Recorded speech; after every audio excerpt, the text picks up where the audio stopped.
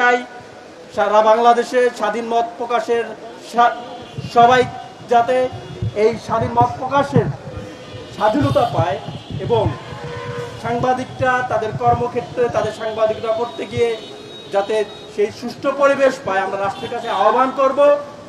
আপনারা আপনাদের বিগত 1 বছরে অনেক ভুল আছে, আপনারা ভুলকে শুধরে উঠুন।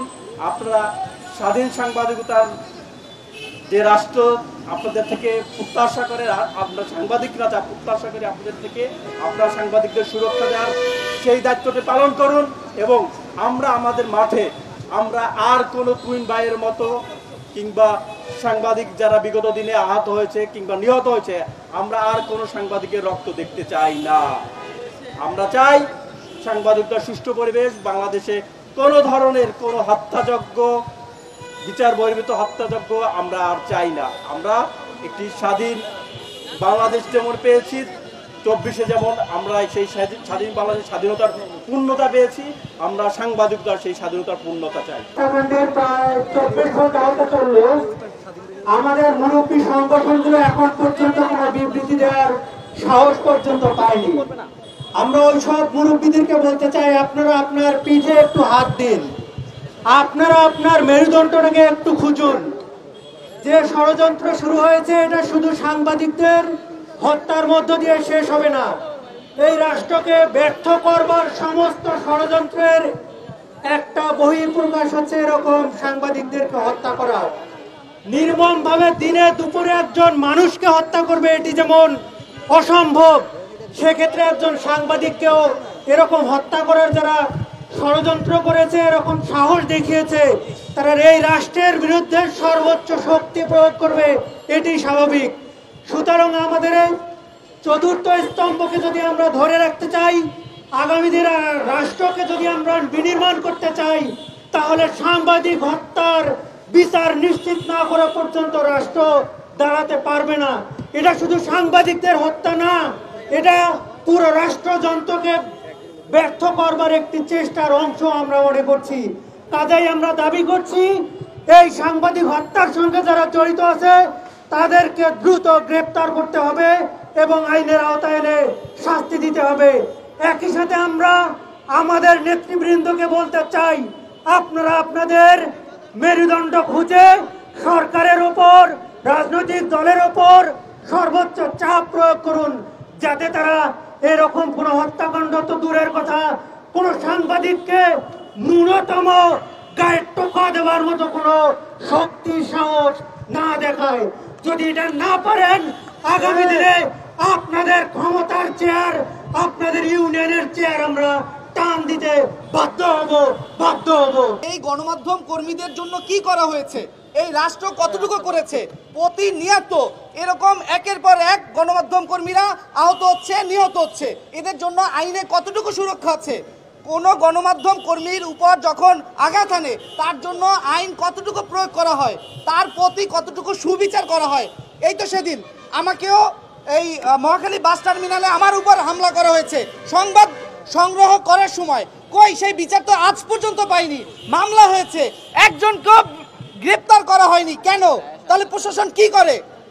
এটা কি প্রশাসনের দায়ভার নাই এই ক্ষেত্রে?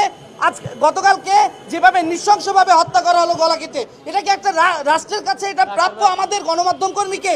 যদি এভাবেই গণমাধ্যম কর্মীদের হত্যা করা হয়, লাঞ্ছনার শিকার করা হয়, তবে তো জাতির বিবেক থাকবে না।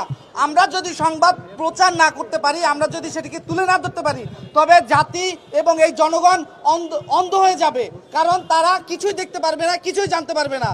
তবে এই ক্ষেত্রে আমি বলতে চাই, বর্তমান সরকার এবং ভবিষ্যতে যারা আসবে অবশ্যই সাংবাদিকদের যারা হত্যা বা লাঞ্ছনা বা মারধর যে কোনো ধরনের যাই করুক না কেন, তার সুষ্ঠু বিচার এবং সেই সাথে কঠোর আইন প্রয়োগ করার জোর দাবি জানাচ্ছি।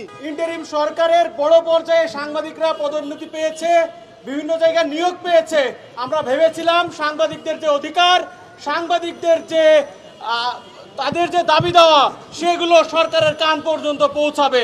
কিন্তু আমরা দেখলাম গত 1 বছর এই ইন্টারিম সরকার কোনো ধরনের সাংবাদিকদের সুরক্ষা আইন, সাংবাদিকদের দাবি দেওয়া, সাগর রুনি হত্যা মামলার কোনো আপডেট আমরা দেখতে পাইনি।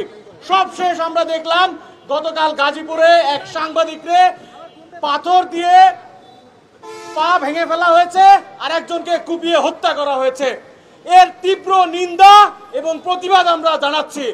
একই সঙ্গে বলতে চাই, এই হত্যাকাণ্ডগুলোর যারা ফ্রেমিং ট্যাগিং করার চেষ্টা করেন, সাংবাদিকদের গায়ে হাত তোলার পরে তারপরেও যারা এগুলোকে লেজিটিমেসি দেওয়ার চেষ্টা করেন, তাদের বিরুদ্ধেও আমাদের এই কঠোর প্রতিবাদ অব্যাহত থাকবে। এই যে ফ্যাসিবাদ হাসিনার বিদায় ঘটেছে, তারপরও এই যে অন্তর্বর্তীকালীন সরকার আজ পর্যন্ত আমার যত সাংবাদিক ভাইয়েরা নির্বিচারে হত্যার শিকার হয়েছে তাদের জন্য কোনো দৃষ্টান্তমূলক শাস্তির ব্যবস্থা করে নাই। এইভাবে তো একটা রাষ্ট্র চলতে পারে না ভাই, এইভাবে তো দেশ চলতে পারে না। তুহিন ভাই হত্যার কিছুক্ষণ পরেই যখন ফেসবুকে ভিডিওটা ভাইরাল হয়, আমার মা সেই বোলার লালমোহন উপজেলা থেকে আমাকে ফোন করেছে, কান্না জড়িত কণ্ঠে সে আমাকে বলেছে, বাবা তোর কি অবস্থা। আজকে এইখানে আমরা যারা গণমাধ্যম কর্মীরা এখানে দাঁড়িয়েছি সবাই সকালে হয়তোবা মায়ের সাথে কথা বলেছি বা কেউ মায়ের মুখ দেখে আসছি। আমরা কি নিরাপদে বাসায় ফিরে যেতে পারবো কিনা সেই সন্দিহানে আমাদের অভিভাবকরা প্রতিটি প্রহর গুনছে। আমরা এই অনিরাপদভাবে এই দেশে বিচার, সাংবাদিক হত্যার সুষ্ঠু বিচার চাই এবং তুহিন ভাইয়ের হত্যাকারীদের 24 ঘন্টা পেরিয়ে গেল, প্রশাসনের পক্ষ থেকে কোনো ব্যবস্থা নেওয়া হয় নাই। তাহলে কি দেশে কি কোনো প্রশাসন নাই? আমরা কি প্রশাসনবিহীন রাষ্ট্রে বসবাস করছি? এই জবাব আমরা কার কাছে চাবো? এটা তো ফ্যাসিবাদ হাসিনার মতো অবস্থা তৈরি হয়েছে। অন্য একটা চক্র তুহিন ভাইয়ের হত্যাকাণ্ডকে অন্যভাবে প্রস্ফুটিত করার চেষ্টা করছে। পরিশেষে আমি বলতে চাই যে তুহিন ভাইয়ের হত্যার যথাযথ বিচার চাই। সাধারণ জনগণ তাদের জীবনের নিরাপত্তা নিয়ে যেমন ঝুঁকিতে আছে, সাংবাদিক যারা হচ্ছে মানুষের অবিচার, অন্যায় এবং রাষ্ট্রের অনিয়ম তুলে ধরে, যারা চাঁদাবাজির নিউজ করে, যারা রাষ্ট্রটাকে এগিয়ে নিতে চায়, তাদের জীবনের ঝুঁকি তত বাড়ছে। শুধু আসাদুজ্জামান তুহিন ভাই নয়, বাংলাদেশের প্রত্যেকটি জায়গায় একের পর এক গণমাধ্যম কর্মীদের উপর আঘাত আসছে। আমরা লক্ষ্য করছি রাষ্ট্র যেমন ব্যবস্থা নিচ্ছে না, আমাদের যারা অভিভাবক আছেন, যাদের দেখে আমরা এই পেশায় এসেছি, তারাও আমাদের কাছে এসে দাঁড়াচ্ছেন না। আমরা এই দুঃখের কথা কার কাছে বলবো? যারা আমাদের আগলে রাখার কথা, তারা আমাদের পক্ষে এখনো, আসাদুজ্জামান তুহিন ভাইয়ের পক্ষে এখনো পর্যন্ত কোনো বিবৃতি দেয় নাই। আমরা গণমাধ্যম কর্মীরা রাষ্ট্রের কাছে বিচার চাই। রাষ্ট্র কি আমাদের বিচার দিতে পারছে? রাষ্ট্র বলছে আমরা স্বাধীন গণমাধ্যমের নিশ্চয়তা দিচ্ছি, আমরা গণমাধ্যম কর্মীদের নিশ্চয়তা দিচ্ছি তারা স্বাধীনভাবে কাজ করবে। এই কি স্বাধীনতার চিহ্ন, যেখানে দুর্নীতি, চাঁদাবাজদের নিয়ে কথা বলতে গিয়ে আমার ভাইকে জীবন দিতে হচ্ছে? আমরা এমন একটা রাষ্ট্র দেখতে চাই যেখানে গণমাধ্যম নয়, দেশের প্রত্যেকটি নাগরিকের নিরাপত্তা থাকবে। আমরা মানুষের নিরাপত্তার কথা তুলে ধরতে চাই, আমরা রাষ্ট্রের ভালো দিক তুলে ধরতে চাই। অন্তর্বর্তী সরকার যখন ক্ষমতায় আসে, আজকে 1 বছর পূর্তি হয়েছে, আমরা চেয়েছিলাম, বিগত সময়ে হেলমেট বাহিনীর অত্যাচার দেখেছি, ক্ষমতাসীনদের অত্যাচার দেখেছি, আমরা ভেবেছিলাম একটি স্বাধীন গণমাধ্যম, একটি এমন রাষ্ট্র পাবো যেখানে গণমাধ্যম কর্মীরা স্বাধীনভাবে নিজেদের মতামত প্রকাশ করতে পারবে। রাষ্ট্রের কাছে দাবি জানাই, আসাদুজ্জামান তুহিন ভাইয়ের পরিবারের পাশে দাঁড়ান। আমাদের সিনিয়র যারা আছেন, আমাদের যারা প্রতিনিধিত্ব করেন, তাদের কাছে বলি, আসাদুজ্জামান তুহিন ভাইয়ের পরিবারের পাশে দাঁড়ান, সাগর রুড়ি ভাইয়ের পরিবারের পাশে দাঁড়ান।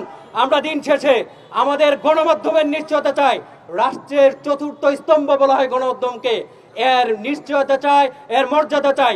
আমরা শুধু আসাদুজ্জামান তুহিন ভাই নয়, দেশে যত হত্যাকাণ্ড হচ্ছে প্রত্যেকটি হত্যাকাণ্ডের বিচার চাই আমরা স্বাধীনভাবে।